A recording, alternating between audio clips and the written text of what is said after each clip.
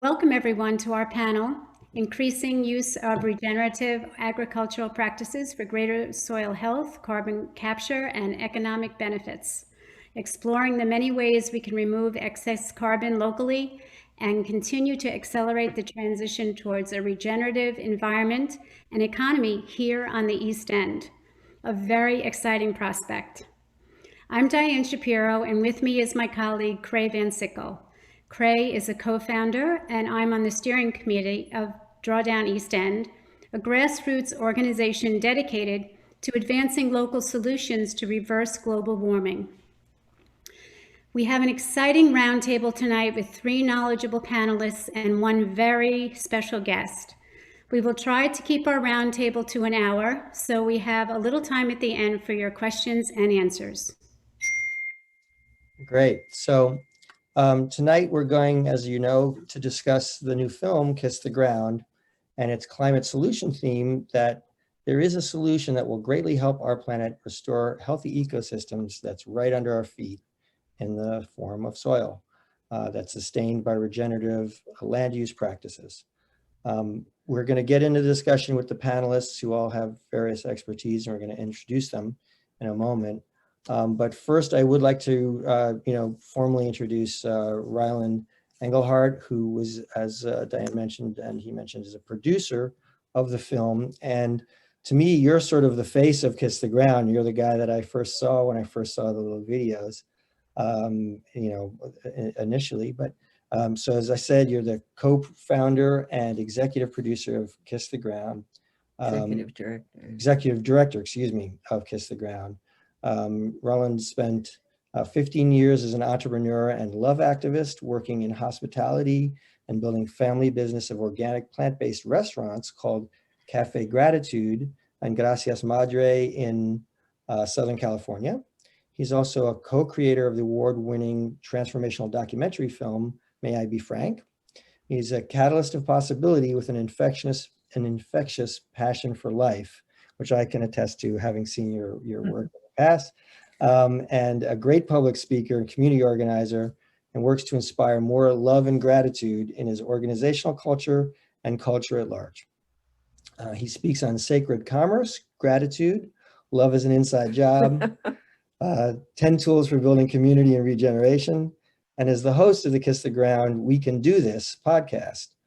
He's also a husband and a father and lives on the 17-acre farm we were just talking about outside of Fillmore, outside of LA in Fillmore, California, where he's learning to practice what he preaches. So it's great to have you here, and hopefully everybody's seen the film.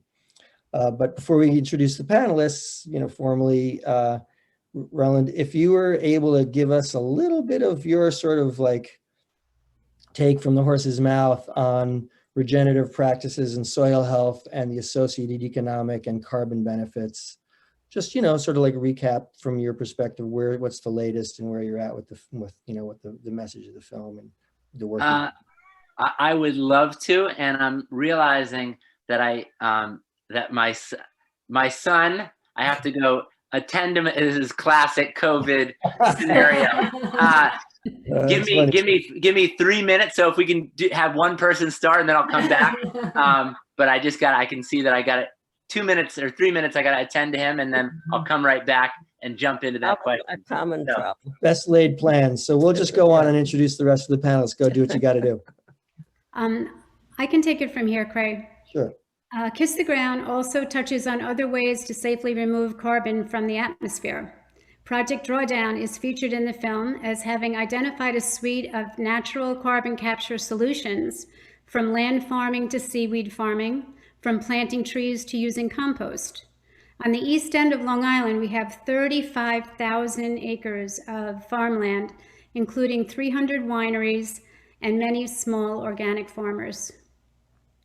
Farming the waters, we have 36 oyster farmers who want to grow sugar kelp, a fast-growing seaweed that would be a locally viable way to capture carbon and be used as fertilizer, fuel, and a tasty entree.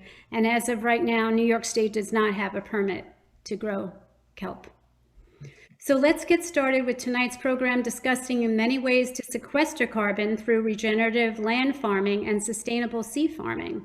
We have with us Janet Van Sickle, who started working at an organic market garden in Northern California in 1970, which was run on French-intensive biodynamic principles. While there, she learned food and flower production, animal husbandry, and orchard maintenance, and gained a profound respect for the complexity of ecological systems. In the late 1970s, she developed a multi-year interdisciplinary life systems program for a high school based on a 350-acre farm in Vermont. In the 1980s, she taught ecological agriculture and ran the organic farm at Evergreen State College in Washington State, and later was hired to create an organic garden and do a gray water recycling feasibility study at the Heartwood Institute in Northern California. Wow, Janet. Okay, you've done a lot. Jen Keller is a science educator for more than 15 years with an academic background in marine science and decades of fieldwork in the Long Island bioregion's ecosystems. Jen is a New York State master teacher for the Long Island region, currently teaches AP Environmental and Earth Science at Southampton High School, lucky us, and is an environmental studies doctoral student at Antioch University. Jen also co-facilitates the Long Island Master Teacher Climate Change Professional Learning Team. She is passionate about empowering her students, teachers, and community members through knowledge and support, and is also a mindfulness instructor, permaculture designer, and forest therapy guide. Great. And we also have with us Donna Lanzetta, the CEO and co-founder of Manna Fish Farms, who's an attorney and an entrepreneur with a passion for sustainable seafood production. She, motivated by concern for our world's growing population, our declining wild fish stocks, and the urgent need to feed our growing numbers. Manna Fish Farm is currently awaiting permits, as she mentioned earlier, to operate a sustainable fish farm here on the East End and to research integrated multi-trophic aquaculture, which includes fish farming, kelp, and sea scallops off the eastern coast of the United States. So welcome, Donna. We would like to ask the panelists, what was it that especially resonated with you in the Kiss the Ground film? Let's begin with Jen. Wow, there was a lot. It was a really informative and engaging film. I watched it both as an environmentalist and as an environmental science teacher. And really, it was a home run on both accounts. So as a teacher, I really appreciated the storytelling and how all the carbon cycles went through all the living organisms and the atmosphere and the soil. And then also as a teacher, like the animations were just perfect, and I can't wait to share it with my high school students. But there were a few things that really resonated with me in particular, and clearly the critical role of soil health and the way that this is emphasized, even in the title, which is Kiss the Ground. I mean, we kiss those that we love. So it's a call not just to love the earth, our planet, but also to have a loving and caring relationship with the soil. So if you think of like the intimacy of a kiss, that's how we should be relating to the soil. And the movie showed the difference between people relating to the soil with love and care and fostering its growth, and the people relating to the soil in an extractive and exploitive way. So the difference is clear. You have these farmers that are using these regenerative practices surrounded by abundance. You have plants and animals that are thriving, and the farmers are thriving. And then you have these farmers that are using these industrial techniques, and they're shown with their soil just being blown away. And honestly, like that was actually really difficult to watch. And the other part that resonated with me was the positive message, like you both said, and also that we already know what to do. So the filmmakers, Ryland, used Drawdown as your framework, which is so useful because it outlines like over 100 methods to draw carbon out of the atmosphere that already exist. Like we don't need to invent anything, we just need to do them. And it's such like an empowering message because part of the message is like, do your thing. Take what gets you all jazzed up and run with it. And that's what I saw happen in this movie. The people who were excited about the soil, excited about regenerative practice, they were given a chance to shine and share their passion and their wisdom with others, and perhaps set off another spark. And that kind of energy is another form of regeneration. So there was really just like a lot in that movie that just left me in a really happy place at the end. Great. Janet, what about you? Well, I think we're all going to repeat the same thing, that it was a film that generates hope, Mm-hmm. and a film from which you can take away a really good feeling about the people who are involved in regenerative agriculture. And one of the big takeaways for me was that we can do this thing and that it is possible. The techniques are there. And I was truly impressed with the clarity of the explanations of the carbon cycle of soil, the importance of soil. And I came to organic and small-scale market gardening very much in the middle of my life. I was already 35 years old, and I said, oh my God, you get to do this thing? Actually, I may never have to sit behind a desk again, which of course is not true, because a lot of farming does involve logistics and it involves planning, but getting your fingers in the soil, it makes you fall in love. And you can see that in the people that the film focuses on, the marvelous experience that I think, what was his name? Gabe Brown had, the one who transitioned from conventional farming, got beaten down by hail and drought, and then decided he was going to change his life as well as his farm.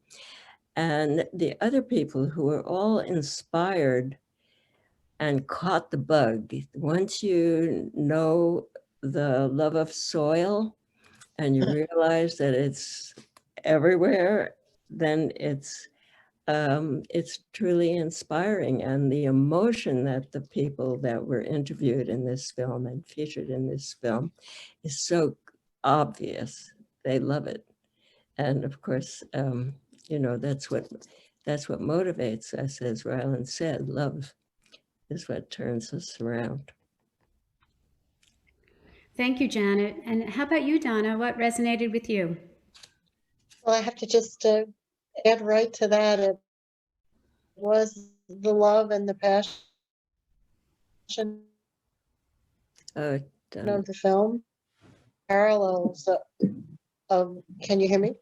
Yes. Of the soil. And when I think of the soil and kissing the ground, I say, well, we have to kiss the seafloor as well. And drawing those parallels into the ocean and thinking about desertification. Geez, I never understood that. And understanding that maybe the ocean acidification is the desertification that we're having out in the ocean now. And the opportunity for me and Manna, where our passion is to sustainably grow ocean, and to be able to do that by combining products, be able to grow seaweed, which sequesters carbon, utilize renewable energy from the ocean. I've been totally inspired by this film. And I think my other big takeaway is really the urgency of the situation. Yes, I have hope we can do something, but more importantly, we have to do something. And there's no more time to talk about it. It's time for action. And I think the takeaway is that action really requires collaboration, cooperation, and bold leadership. So I'm excited to be part of this group and this discussion. One of my other takeaways, which was interesting, is that I loved the music of the film. It really moved me.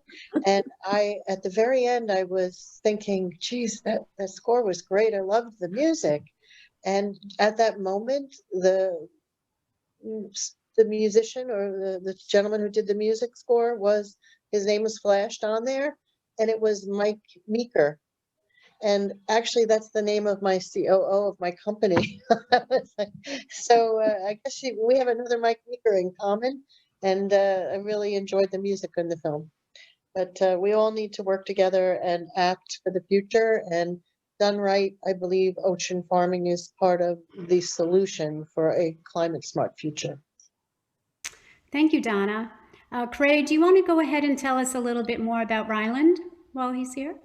Well, having introduced you already, just prior to your son's cool. Everything's good. Everything's good. Yeah.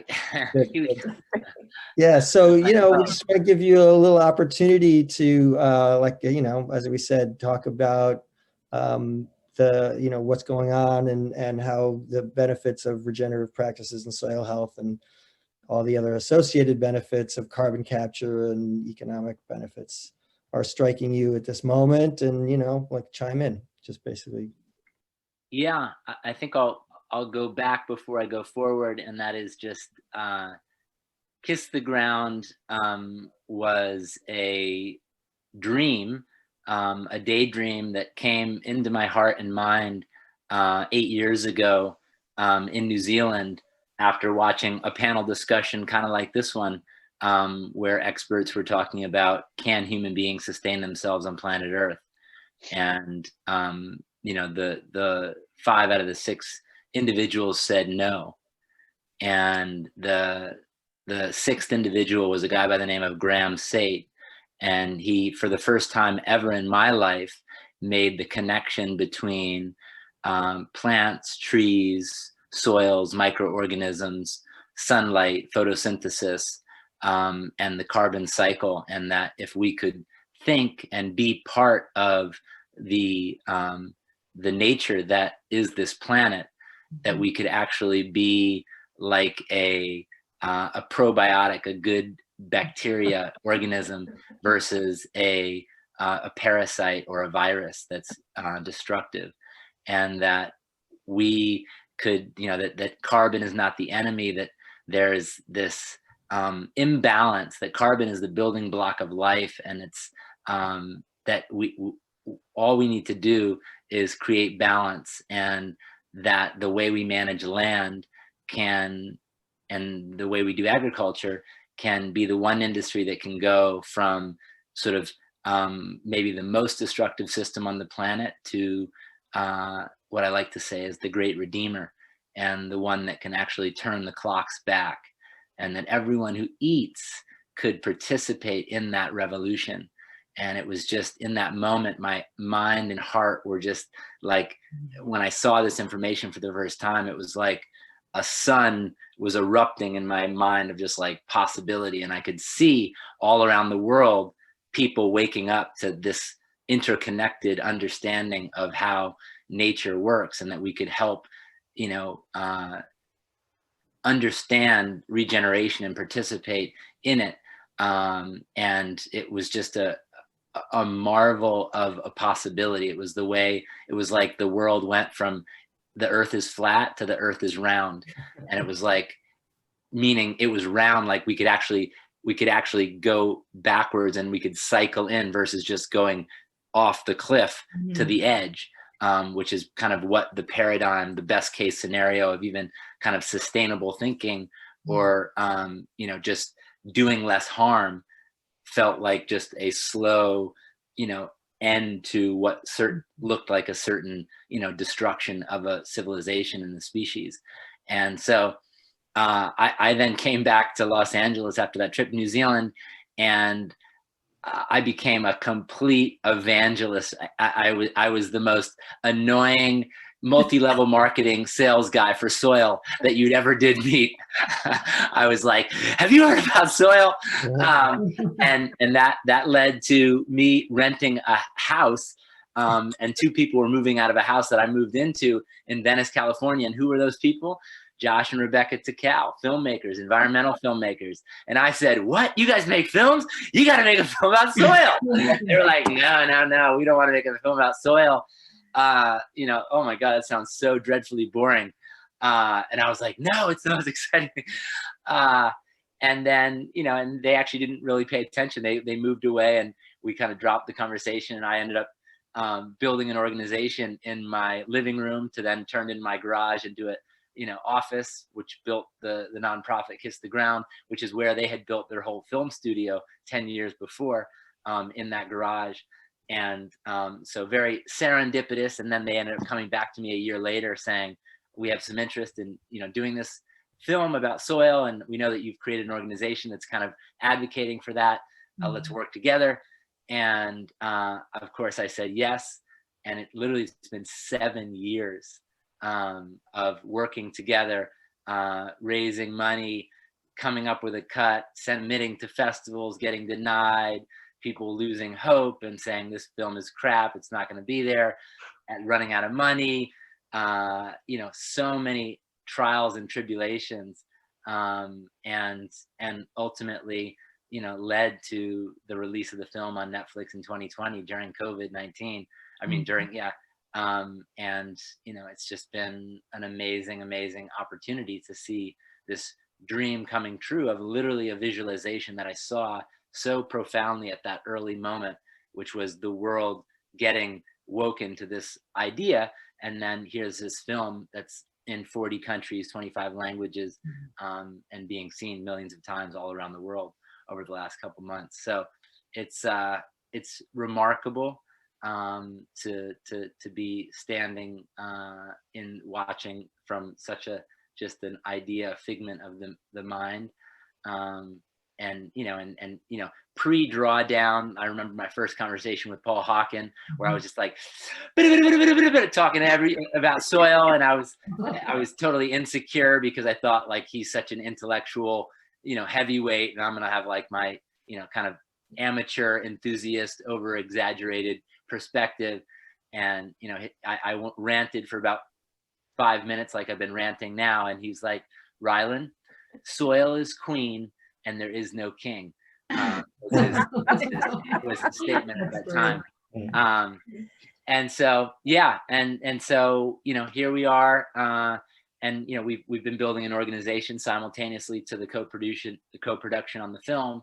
And, you know, we've put out, as you said, you saw our first, The Soil Story, which was, I was like the happy-go-lucky enthusiast for soil, which came out some maybe five years ago. You know, we've continued to make content that's being used all around the world as educational, you know, material to communicate the idea and awaken. Our mission of our organization is to awaken people being awakened to the possibilities of regeneration. And that really is like what I got. I had an awakening, and it was like, how do I be that for others? And how do I, what are the tools that I can create to awaken people? And, you know, we've been doing that in little small ways for the last 7 years. And obviously the film is the greatest or most expanded and largest platform to which we've been able to, you know, get this message out there. So that's a big backstory to get us right to the forstory for the here and now. Yeah, we're as an organization really looking at, you know, what are our, given that we have this unbelievable opportunity and platform, and, you know, 100,000 people coming to our website every week to, you know, participate, you know, what are the pathways that we can, you know, forward people on their path, whether they're concerned citizens, they're farmers, they're youth activists, you know, they're, you know, buying food for their family, they're, you know, a teacher in a school, you know, how can we move people down the path of regeneration. And so that's really what we've been working on. And, we have 3 main programs that Kiss the Ground works on. One is obviously the creation of media. So telling stories, we're storytellers of regeneration and the people that are doing it. Kiss the Ground always said that we're like there was an internet meme called that where you saw one crazy guy dancing on a hill, and then he was alone and he looked kind of eccentric and weird and no one wanted to join him. And then the second person came and joined him and kind of validated what he was doing, and he made it cool.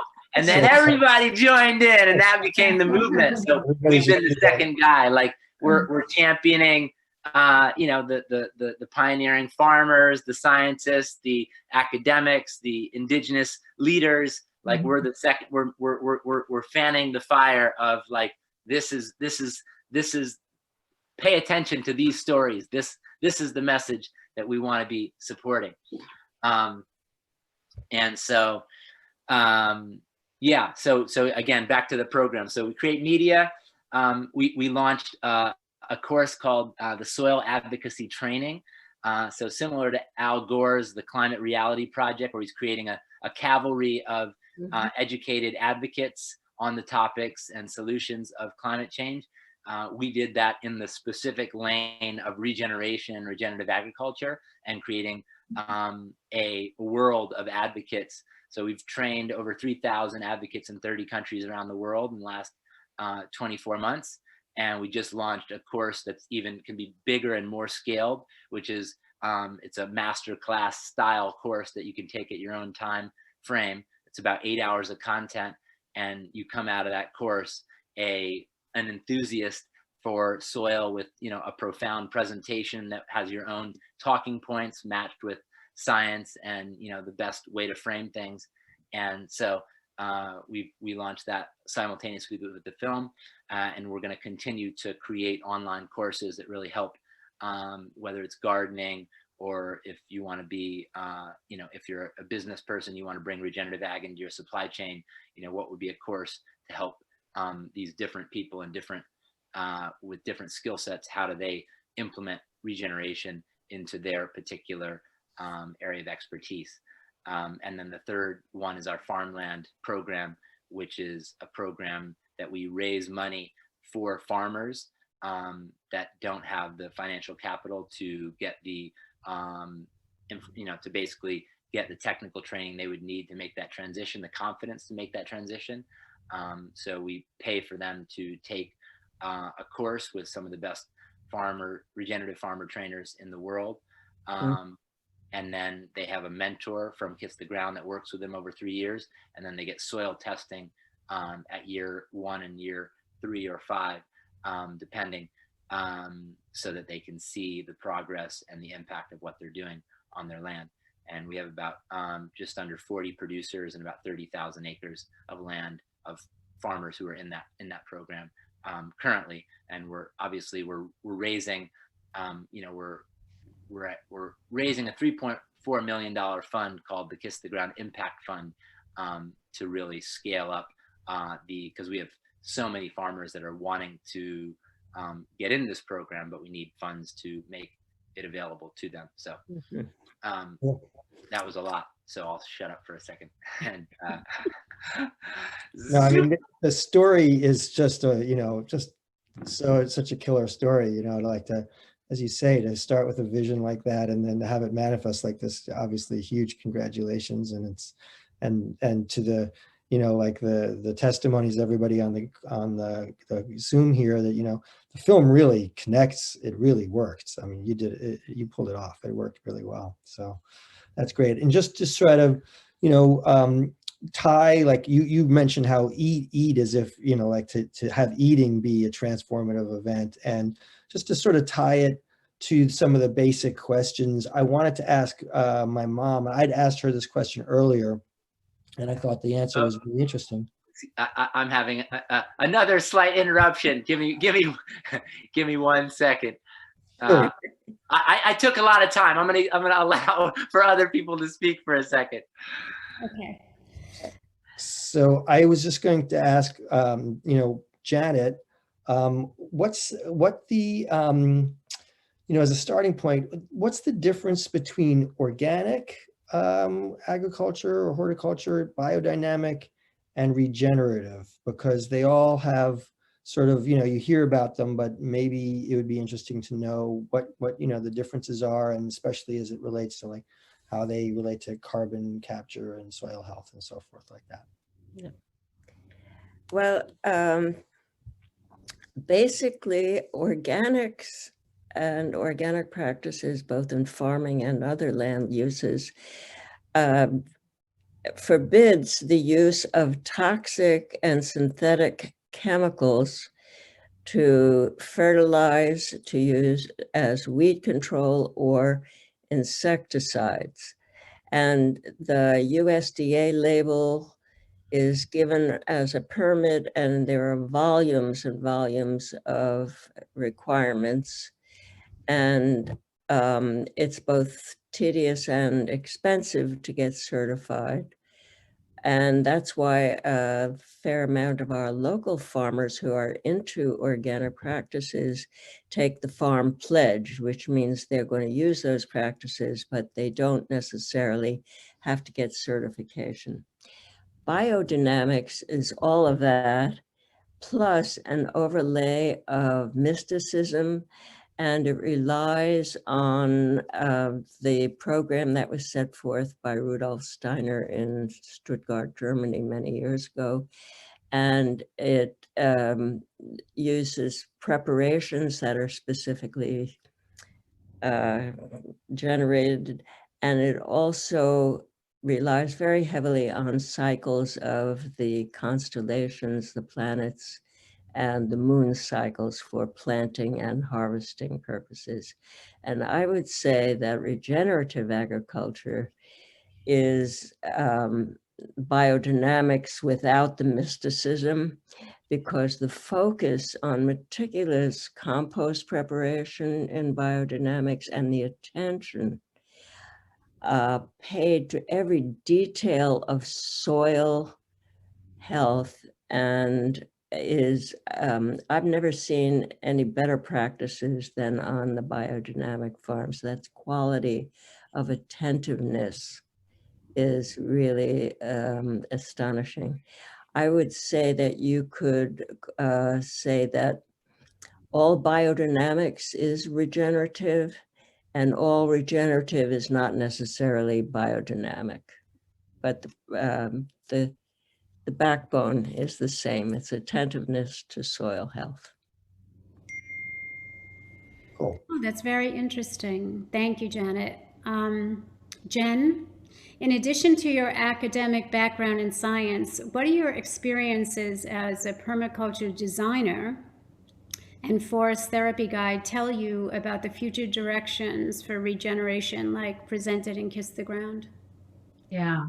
So, I mean, that's just a great question, because we're like at this chaos point, and it's like, how do we emerge from this? And, just rewatching the movie this week, I was just really happy, Ryland, to see that the movie featured several permaculture systems, because what you're describing, like your epiphany around soil, like I took a permaculture design class, and I was like that person who came back and talked to people all about permaculture. So for people who aren't familiar with it, permaculture is a set of design principles that are centered on whole systems thinking, modeling and utilizing nature patterns and the resilient patterns that exist in natural ecosystems. And so it could be like regenerative agriculture, but it's also rewilding, and it's also thinking about like human systems like community resilience. So it can be applied to all different levels. And so it's using the idea of nature as our teacher. And that's really not new to humanity, but maybe it's new for a lot of people who watch the movie, because, I look at nature, and nature's had 4.5 billion years to evolve all this efficiency through the process of evolution. And learning from that is like really critical to building the regenerative future that we need. And as a forest therapy guide, I'll also say that learning, to learn from nature, we have to actually spend time in nature. And if there's anything that this pandemic has taught us is the necessity of time outside in nature to maintain our well-being, our physical well-being, our mental well-being. So as a forest therapy guide, part of my role is connecting people with nature and through that themselves and each other. And, I'm even thinking of, the hints that were in the movie. For example, that one scene with the buffalo on the North American steppes and they're being chased by the wolves, and just thinking of that as like a resilient natural ecosystem. But, we also need to like put humans into that, because Indigenous North Americans, they were part of that system and intimately connected with it. And the reciprocity and the connection between all the organisms in the system, like that's really the story that like Kiss the Ground, like all of this, it's like, it's ready to be told. It's like something that's being born in the world right now. And it's like, nature's ready for us, right? Nature's ready for us to make that connection. It's been severed for many of us for a long time, which kind of comes back to like a bigger part of the story. So Kiss the Ground, we draw down, it's about climate change, but I mean, it's like all these issues, whether it's biodiversity loss, nutrient pollution, environmental toxins, but like, these are all symptoms. And, if you think even like when you go to the doctor and you have a fever or you have pain and the doctor takes notes and says, all right, take an Advil and that relieves the fever and, that relieves the pain, but it doesn't really cure the problem. So we're talking about, solutions to climate change, and we do need to do that.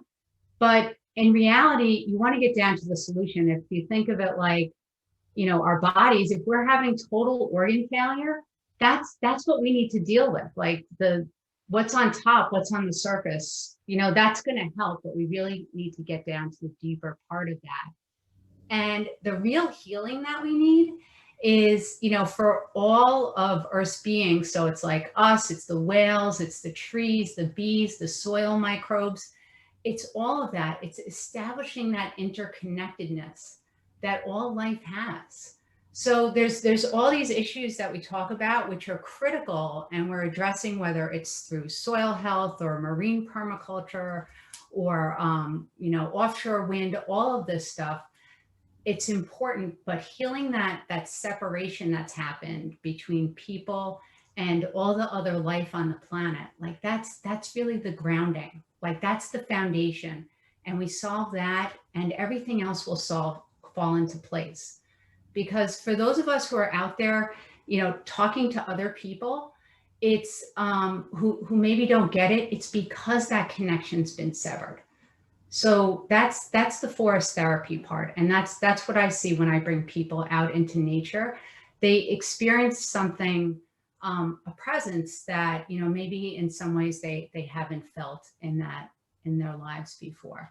So, I'm even going back to the movie, how it showed how all the different parts of the agricultural system have become separate. We have the cows, we have the grain. And, so it's the separation that we have from nature just exploded on like a different scale. So it's like bringing everything back, and even just thinking about how ecosystems are just small, all of nature is local, so, boy, I also started to ramble there a little bit, but, yeah, so, Well, we get it. We get yeah, I know you get it, and very much close to the whole theme. Yeah. Because sometimes the philosophy behind it is you got to change your mind before you can change the physical outcomes. So I thought that was really very relevant. Yeah, and the whole movie, and I think a lot of the conversation that I'm hearing from everybody, it's just very heartfelt. We all really feel that, and we want to make that change. And make that connection. Great. Well, we mentioned earlier, and we're talking about soil and Kiss the Ground's obviously soil-based, and that we have, we're on this sort of peninsula out here where we have both great farmland and a tremendous opportunity for local resilience and self-sufficiency and a lot of the things that really make this extremely relevant instead of like wasting our resources. But we're also surrounded by water, which is another amazing resource and another amazing opportunity to both, you know, provide this connection that you're talking about. A lot of us have that personally, and also to forward the same sort of benefits that we've been talking about with regard to soil. So I wanted to ask Donna, who's involved in that aspect of it, you know, like what's your take on what's the balance here, and how can the community be supportive of what you're doing? It's relatively newer in some ways. So why don't you give us some of your thoughts about that? Thank you. Well, we have the benefit as aquaculturists of building on the knowledge base that the ag farmers have developed up to this point. So we can begin by kissing the seafloor and elevate ourselves and evolve from there. But it's an urgent situation when we think about providing food to feed our world right now, and also reducing our carbon footprint, because we're importing in the United States 91% of our seafood. So of that, of all the seafood consumed in the world, more than half is farmed. So with our 91% seafood imports, that's a $16 billion trade deficit. And we're not even thinking about the, you know, the carbon footprint of those imports. But think that 60% of that fish is coming from China, and only 2% is inspected. So we have a quality control issue here that needs to be addressed. And so we have to start with the basics, which I think is sustainable farming, transparency, education around that, and to be able to show that it can be done properly in balance with the environment. And people have their minds and their hearts full of negative misperceptions surrounding farming, really because of those 60% imports of seafood that we didn't even really know what they are. And we've been eating them for years, and they've been challenged. And quite frankly, these farming practices of seafood in other parts of the world have not always been sustainable. And I think that has evolved over time. So what's been happening now, I think in the community, even globally, there's a big support and surge and an understanding that there's a need to feed the world, and that aquaculture could produce seafood, and we have different types. Think about it for a second. It's the last protein source that we actually hunt for.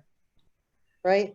So when we start to begin farming now, we can farm shellfish that's regenerative. And if one oyster can clean 50 gallons of water in the bay, one oyster a day, well, that's a beautiful thing. Well, let's grow billions and billions of oysters.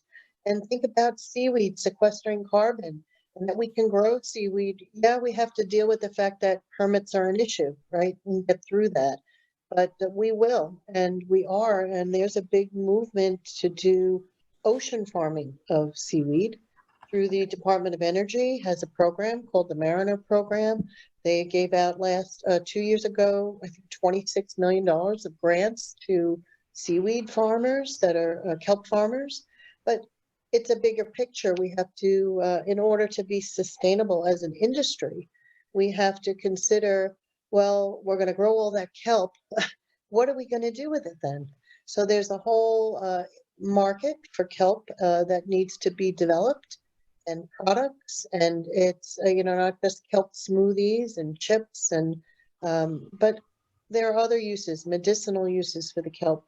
Did you know that kelp actually works as a fire retardant and can be added to firefighting clothing? Or that there's a woman who is making a plastic wrap replacement from fish scales. So we have to explore all of these new things. And the local community is certainly galvanizing in a wonderful way to support sustainable farming of both terrestrial and seafood through local programs like Drawdown East End, through local farmers that are farming shellfish, finfish, and the ag farmers, local farms and food organizations. We have ECI, we have East End Food Institute, the Long Island Farm Bureau, Long Island Food Council, the Billion Oyster Project, the Million Oyster Project, the Community Preservation Fund, which I want to talk a little bit more about. But we also have the great shellfish programs that Cornell Spat puts on, and the work and education surrounding the East Hampton Shellfish Hatchery. We have the Suffolk County Shellfish Leasing Program, which is really starting to take off. And we look at the Southampton Town and the who does the SPAC programs? The Tiana Shellfish Hatchery, the Shinnecock Stony Brook Shark Program. That's the Shinnecock Oyster Replenishment Programs, and all the SPAT replenishment work that's being done. And I really would be remiss if I didn't mention the work that my companies are doing. We have the Manna Ocean Foundation, which is a nonprofit foundation. In February, right before COVID, we launched a program to begin certification of U.S. farmed seafood as organic. We have no organic program for seafood in the U.S., and it comes down to just a total inaction on the part of the USDA. No motivation, and they don't even have anything in the works. So we did some research a couple of years through Roger Williams University and researched the legalities surrounding it. And, because our COO, Mike Meeker, that I mentioned before, is the first organic certified farmer in North America. And he was active up in Canada to establish the Canadian organic standards. So I was in the supermarket, I'm buying some bananas. I look at my bananas and they said, certified organic to the Ecuadorian standards. So I'm looking at the bananas and I said, well, I don't know, why can't we certify US seafood to the Canadian standards? So it took a year of research, but we're ready to get going with that program. We launched it at Aquaculture America in February, and then came back to be put on pause by COVID. But once we're back activated, you'll start seeing US farmed organic seafood. We have our label, our seal, we're ready to go. And it helped to build trust surrounding seafood, that it was done in the right way. And you probably, the first thing you're saying is, what do the organic certification standards, what do they say up in Canada? Well, what they say is, as you would expect, no antibiotics, restrictions on the feed, restrictions on the stocking density. It's all about the proper husbandry of surrounding the fish, and really care and consideration that goes into producing the product. So I think it's a great standard. I'm excited to bring organic seafood to the US. One of the other things we're working on is we've committed to 100% transparency to help build the industry responsibly. And through that, we've been working on a program to do blockchain for seafood. So I think this is going to be something that's huge. You'll see it in the new year. It's where we're going. People want to, 46% of seafood is mislabeled. Have you all heard that figure? So that's a little shocking. So people want assurances. If I'm buying organic seafood and I'm paying for organic seafood, I want to know that there wasn't a switch, that is actually the organic seafood that was grown at the farm in Canada. So I think through the transparency and through the seafood blockchain, we'll be able to get some traction on that. Also, I think that it's important to think about the programs, the Community Preservation Fund and the Peconic Land Trust. Those are two great programs that we have out here, and people get them confused. The Community Preservation Fund is funded through legislation and through the 2% Peconic tax, that when you buy a property, I don't know if you're familiar with this, Ryland, as someone who's from out of the area, But here we have something called the Community Preservation Fund. So there's a tax on all real estate transactions, and that money goes into a fund that's used to preserve farmland, outright preserve land. And it's an opportunity to keep farms in the family, because when, with these state taxes, sometimes they can't pay. And what the Community Preservation Fund would be to buy the farm and lease it back and keep it as farm property and help to preserve our environment. So the Peconic Land Trust does the same thing, but here's the cross. A lot of people think that the Peconic tax goes into the Peconic Land Trust, but the tax actually goes into the Community Preservation Fund. So this was funny. I was talking to Diane. She didn't know that that was the way it worked. So we have to support the Peconic Land Trust. They need to raise the money that to be able to do their wonderful work, and understand that the Community Preservation Fund, which is funded through that Peconic tax, is also doing similar wonderful work. It was through that Community Preservation Fund that we were able to acquire our property in Southampton, which they were going to build a 26-unit townhouse on this 10-acre piece. And we were able to purchase the farmland and a restaurant while the town bought the marina and preserved the rest of the land and bought the development rights off the farmland. It was a very creative simultaneous closing, a way to keep that property from being developed and also keep it in the community so we can have a marina and slips for the local community. The restaurant is the old Lobster Inn restaurant, which we're excited to be reopening this April. And then we have this beautiful farmland that we can use as a demonstration farm to teach people about aquaculture. So this was the first time the Community Preservation Fund was used for fish farming. And I think it's a step in the right direction. We're going to be doing a lot of great programs over there at the Lobster Inn, and we hope you'll all come. We hope Kiss the Ground will come and make some presentations there. We're building a whole outdoor space on the farm for socially distanced outdoor events. So we look forward to seeing you all there. But just to answer the question, community is really coming together to support the work that needs to be done. We have 9 billion people to be on this earth, and we really need to feed them sustainably produced protein. Well, thanks for the tying everything together, because obviously the land use and the conservation of land at the Peconic Land Trust and the Community Preservation Fund, that all prevents, runoff that affects the sea. It's all connected. So it's a lot of exciting stuff I was not aware of that you're up to with on the front of doing aquaculture. So that was very, very exciting. I guess I just wanted to sort of wrap up our panelist period here and so that we can get some questions from people. Real briefly, just wanted to ask Diane, my other, cohort here, did you have any other takeaways from the movie or anything quickly you wanted to say about the movie and the discussion? Yes, thank you, Krae. First, I wanted to let Ryland know that my family and I loved the movie Kiss the Ground, and it was a wonderful thing to be able to share with them.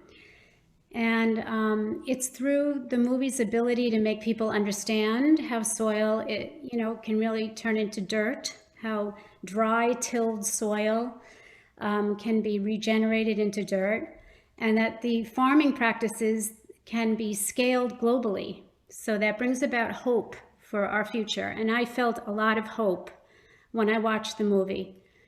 The other thing, there were many things that struck me, but the United Nations brought to light the urgency needed when it stated that we only have 60 harvests left. And, that's a really impactful statement. And we all have to do something, even the smallest thing, to make a major change as quickly as possible. So that's really my take from it. Krae, what was your take on it?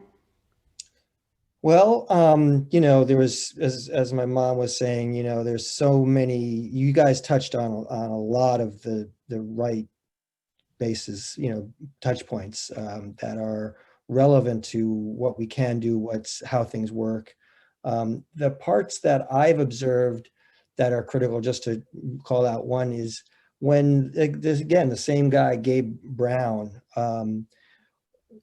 was able to transition, and the motivation for him, what I frequently see is that if it doesn't make money, then it won't happen. And a lot of what impedes farmers, at least in their perception of making transition, not only farmers, but also other land use people with lawns and so forth, is that it's more expensive. But he specifically was doing this transition to save himself from economic ruin, because he was on this endless sort of hamster wheel of paying for, you know, more and more inputs, and that was very impressive to me. The fact that he had this challenge to anybody, that if they use these 4 principles of low input, of low tillage, of diversity and animal integration, that everybody can succeed in using in appropriate land use that builds the soil. That was very compelling to me, and also the I guess it's the Los step or whatever in China, the scale at which regeneration can happen on a time frame that's very much within anybody's lifestyle was incredibly impressive also, and incredibly hopeful. So, you know, that was a fantastic, those 2 case studies, because I think the people follow, they change not because people tell them what to do, but because they show them how, you know, what's possible. We're more drawn to things that are models of success than we are pushed into things. So those were really valuable, I thought, you know, aspects of the film. Thanks for including those. So now we have a few minutes for questions and answers. Great. Yeah, so I think that we have a few different questions from Myron Glucksman.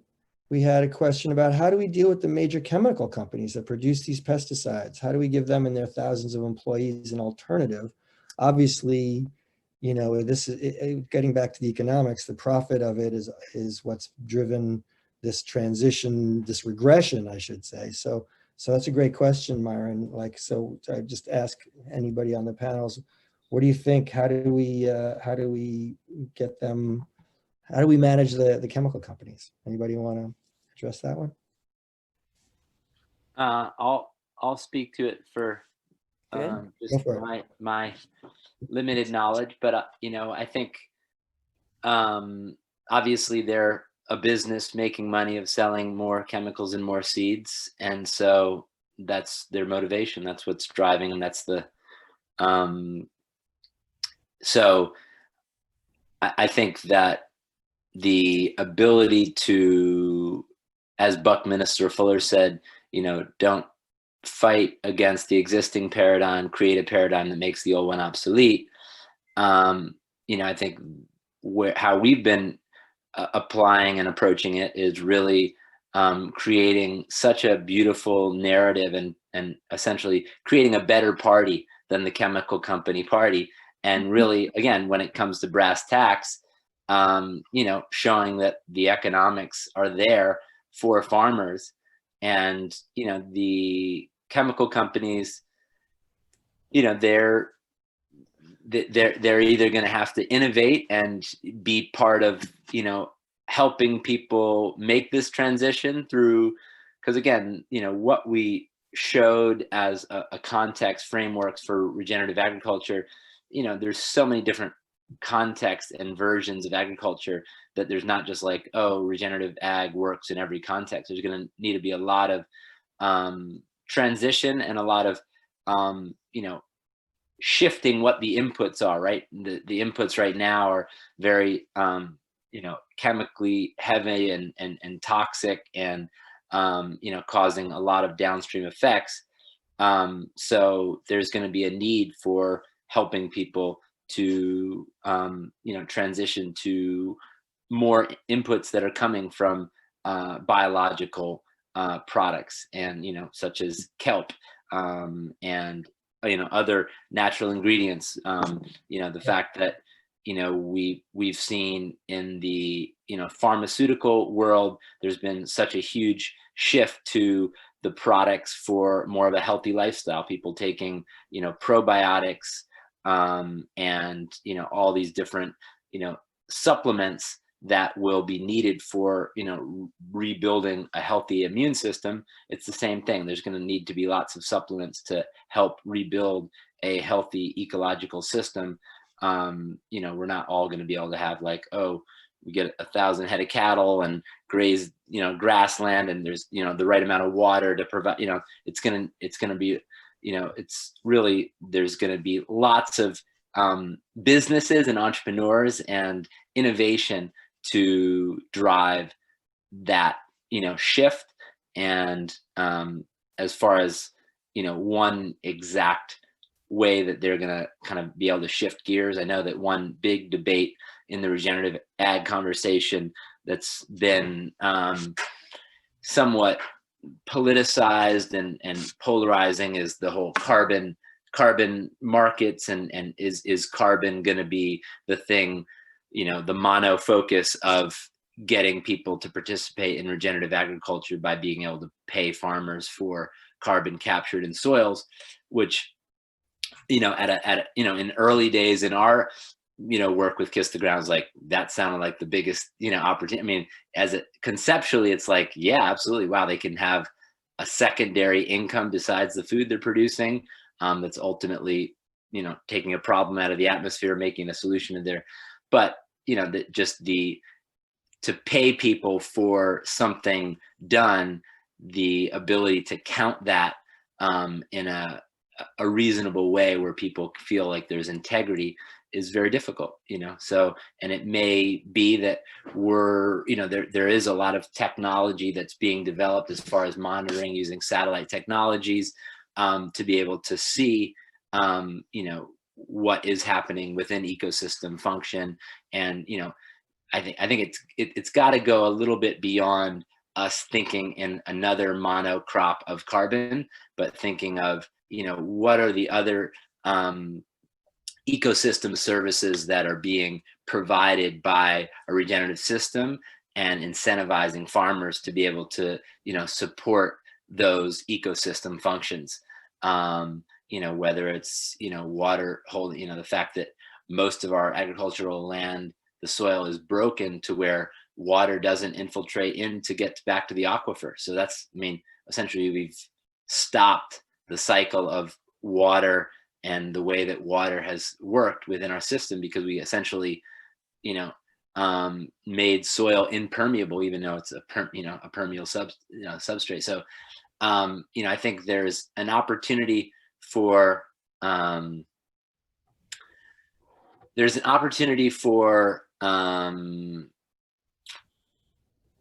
getting farmers to go in this direction, but I don't think that it's going to be through one thing like carbon will be the thing that can drive the transition. And I know we kind of veered off the topic of how can chemical companies participate, but I would just say back to, that was actually very, very pointed at the next question we had, which is how do you nudge local farmers who want to learn about it. You'd mentioned the program that you have, and it's so, I think that providing other income streams for them is relevant. But if you wanted anybody else, or if you want to keep going on like what, if we wanted to make that more of a local focus, how might you nudge? Dorothy Riley asked this question, what can we do to try to encourage our local farmers to move more and more towards regenerative horticulture? And again, I'm not that familiar with your guys' local ecosystem, so it'd be hard for me to speak to it. But what I know is that when we start to see a possibility and things aren't going well, or we start to become intrigued. Obviously, if things are going well for farmers, it's going to be very difficult to get them to go a different direction. But I think it's, about, again, that's what the film is here, to open people's eyes to that possibility. I mean, you could, as a local community, you could make sure that all of your farmers in your community have seen the Kiss the Ground film, and then hold, a forum for farmers that want to go regenerative, and figure out who in the local system is the best, it has had success.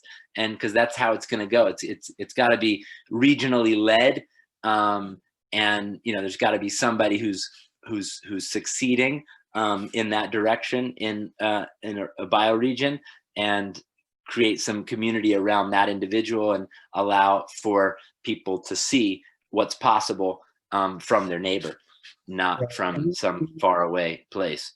That topic has come up, and I think that we need to, there are a number of existing full-on biodynamic farms, and we have a great CSA programs around here, and lots of organic, and getting more of those actual farmers, which we tend to be very busy and hard to get on panels, but to showcase that more, I think, is a great idea.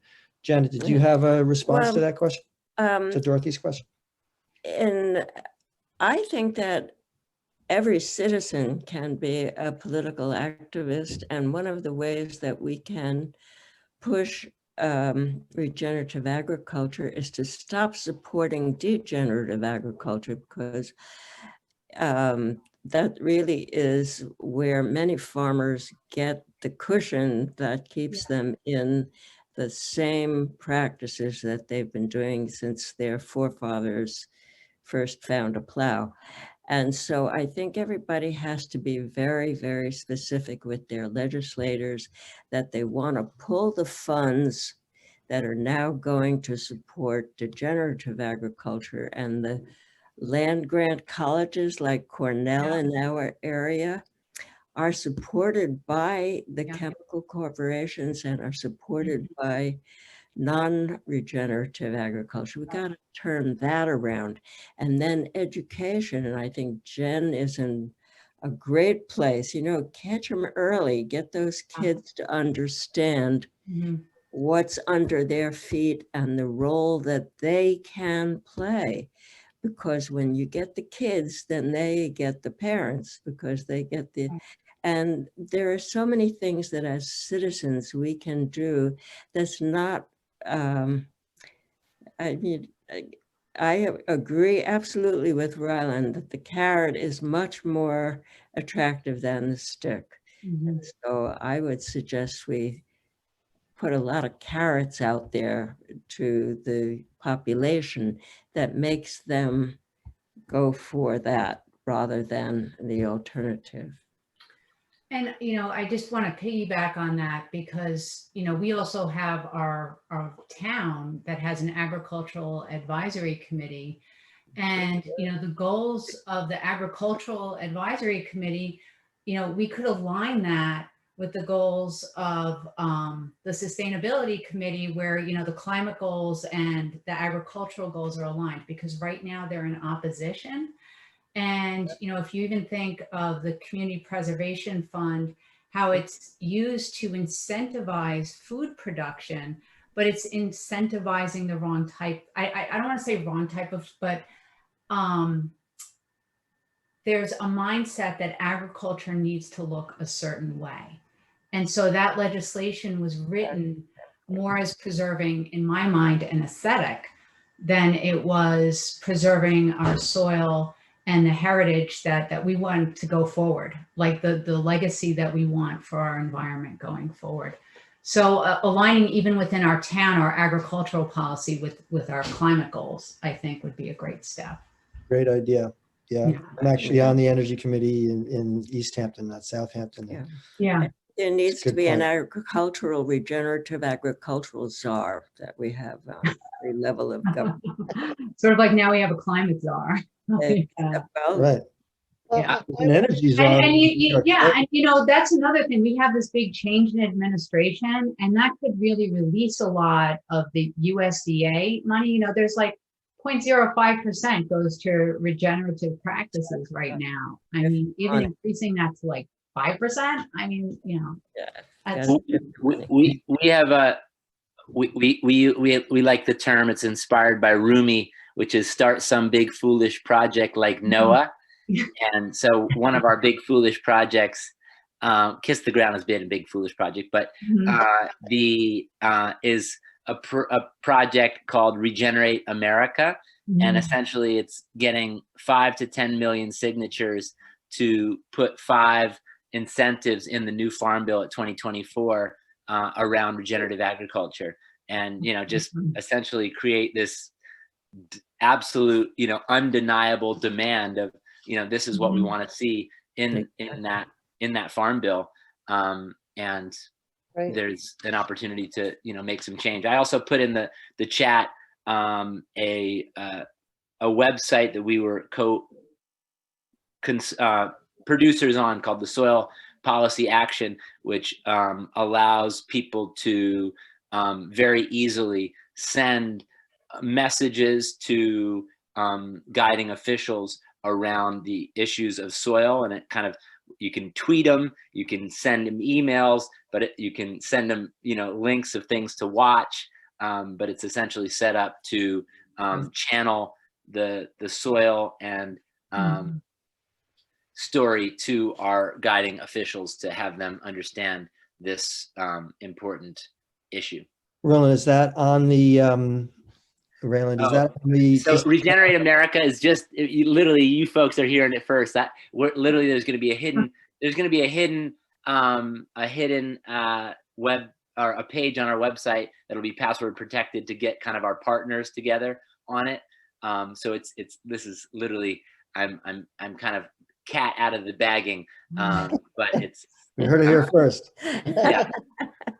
But yeah, you guys will be like, oh, that's right. That I remember hearing about that Regenerate America thing. How we roll. So we're building the landing page right now. Cool. I see that Mary Morgan made a note regarding the Southampton, Suffolk County Shellfish Aquaculture Lease Program, mentioning that there's an open comment period between now up to December 15th. And we would welcome everybody to write to Legislator Krupski in support of the Suffolk County Shellfish Aquaculture Lease Program. We want to see kelp and shellfish out in the bays.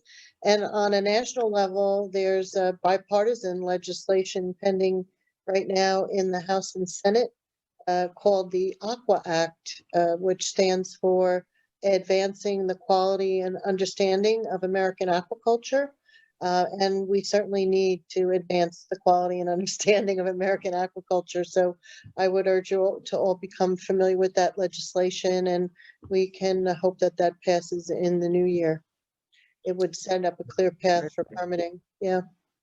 Good. We'll try to aggregate those links and put them on the library website and in the Drawdown. Well, Drawdown East End's website is coming soon. We're a little cat out of the bag with that one too. We had another question from Kim McLaren, who's been a vegetarian since she was a teen, in the 70s, and she's noticed that both vegetarian and vegan, as it's become more mainstream, you know, the food supply chains for vegetarian, vegan, organic has become more commercial. And it's sort of interesting to me. That's an interesting question because, you know, the film talks about how everything got fragmented. You know, the feed was grown over here, the animals are over there, the crops are over there, and the idea that when things are a commodity, then they sort of lose their soul, they lose their connection, they become disintegrated, basically. Is there any response about how the existing supply chains for organic foods or regenerative foods can avoid those pitfalls? Is that baked into the DNA of those kind of supply chains, or maybe sometimes and not always, not others? I'll speak to it, yeah, I've definitely watched the organic movement grow over the last 15, 20 years as a restaurateur serving only organic food. Mhm. And yeah, it's definitely become much more commercialized, and the integrity and the kind of what you felt about organic being a real healthy system of food production is, in a lot of cases, has lost its soul. So I think in all this conversation, there's a thread of we must stay connected to what the things that we participate in the most. We must be present to them and get that there's an interconnected nature. And so, who are the people that we're excited to purchase food from? Who are the people that we can meet and know how they grow food, and really support that, those individuals. So I think there is definitely been a loss of integrity, and there's also been a huge demand for consumers to want more transparency and want to understand what's happening on the farms. And I think we just have to, as people who eat 3 meals a day, if we're lucky, that we're again being present to those choices have ripple effects. And what are the how can we think through those choices and make those choices align with our greater values. Kiss the Ground created a purchasing guide that helps people purchase, thinking through soil health, and that's also available on our website. So yeah, I think it's, again, being connected to where our food's coming from, and reveling in understanding what ingredients you use a lot of, and that you selectively source them based on your understanding of how they're being produced. And there is a whole new certification coming called the ROC, Regenerative Organic Certification, which is in test phase, test piloting. I think maybe 60 to 80 brands are working on products that will be, some are in market now and will continue to come to market, in the coming year. It's, again, it's a very, it has a certification for soil health, for animal welfare, and for worker fair wages and fair treatment. So it's a very high bar certification, which will make it probably very difficult for many people to be able to participate. But ultimately, it is shaping a direction of things that we need to get sorted out within our food system, and that's just part of what we're faced with. Cool. Well, we've heard a lot about a lot of firsts and a lot of what's coming down the pike from all of you guys. That's pretty great. Yeah, I mean, that last point for me is super important, is not only getting your food locally, knowing your farmer, but asking them, like, how are they doing it, and expressing the desire for, soil health, regenerative methods. So they may not be hip to it, that it's there's this way of doing low till, and that there's this carbon aspect and this water recharge aspect. And the more that we express those desires for our food to be connected to the rest of the health of our community, probably the more likely that'll be the direction we'll go. So any final thoughts? That was a super bang up panel, really fun. Any final thoughts anybody has? Mm-hmm. Looking good? Okay. Yeah, no, thank you. All right. It's been a joy to be with you all. And yeah, again, I think it does come back to love. It we does. have to put more love into everything we do, Yeah. and allow that to guide us to make the right choices. Right. And in what we purchase and what we create and what businesses we start, and all of it. So yeah, may we be guided by the love within our hearts. And yeah, that will get us to the place that we need to be. Great. Cool. Yeah. Perfect. Thank you so much for being here with us. I will save the chat and we'll send all the links to participants. And thank you, panelists. It was wonderful. And I also want to say thank everybody for joining us on behalf of Drawdown East End. And a special thank you to Ryland. You know, thank you for joining us tonight. I know it was short notice. And Janet, Donna, and Jen for sharing your knowledge and your expertise. If you would like to follow up with an inquiry or an action, visit kisstheground.com. There's tons of great links in the chat box too. And if you want to receive notices from Drawdown East End about local solutions to reverse global warming, we'd love to have you sign up on our website, which is drawdowneastend.org. And we're coming out with a brand new website really soon. So that should be very exciting. And a very big thank you to Rogers Memorial Library for partnering with us to make this possible, this panel possible. So thanks a lot. It was really great. Okay. Good night, everyone. Love you guys Thank all. you. Good work. You're my heroes. Keep Good it up. day. Love the movie. Yeah.